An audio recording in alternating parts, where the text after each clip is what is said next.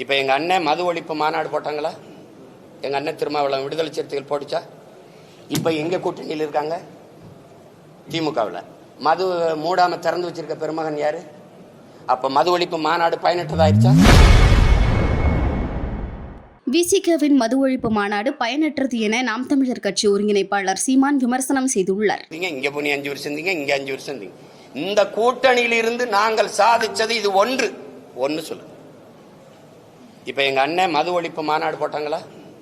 எங்கள் அண்ணன் திருமாவளவன் விடுதலை சிறுத்தைகள் போட்டுச்சா? இப்போ எங்கே கூட்டணியில் இருக்காங்க? திமுகவில். மது மூடாமல் திறந்து வச்சிருக்க பெருமகன் யாரு? அப்போ மது ஒழிப்பு மாநாடு பயனற்றதாயிருச்சா? இப்போ மதுவை ஒழிக்கிறவன் எவனும் அவனோட கூட்டணி அப்படின்னு பிடிவாதமாக இருக்கணுமா இல்லையா? ஏன் இல்லை? சாதிவாரி கணக்கெடுப்பு எங்கள் ஐயாவுடைய கொள்கை. சாதிவாரி கணக்கெடுப்பு எடுத்து எவன் சமூக நீதியை நிலைநாட்டுறானோ அவனுக்கு தாண்டா கூட்டணி அப்படின்னு ஏன் இல்லை? அப்போ நீங்க என்ன கோரிக்கை முன்வைக்கிறீங்களோ அதை நிறைவேற்றாதவன் கூடவே போய் வலிமையை சத்தா எப்படி அது நிறைவேற்றப்படும்? என்ன பேசினாலும் கிடைச்சா இங்கதான் வருவாங்கன்னா இது எப்படி இந்த கோரிக்கையை ஏற்று எப்படி இந்த கொள்கையை நிறைவேற்றுவாங்க அவங்க?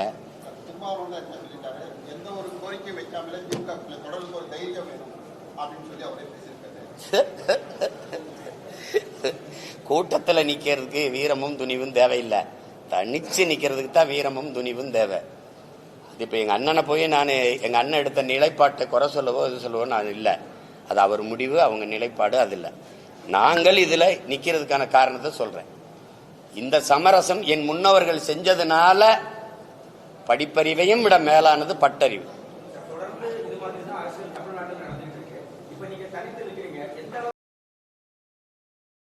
செய்திகளை உள்ளது உள்ளபடி தெரிந்து கொள்ள ரெஃப்ளெக்ட் நியூஸை சப்ஸ்கிரைப் பண்ணுங்க.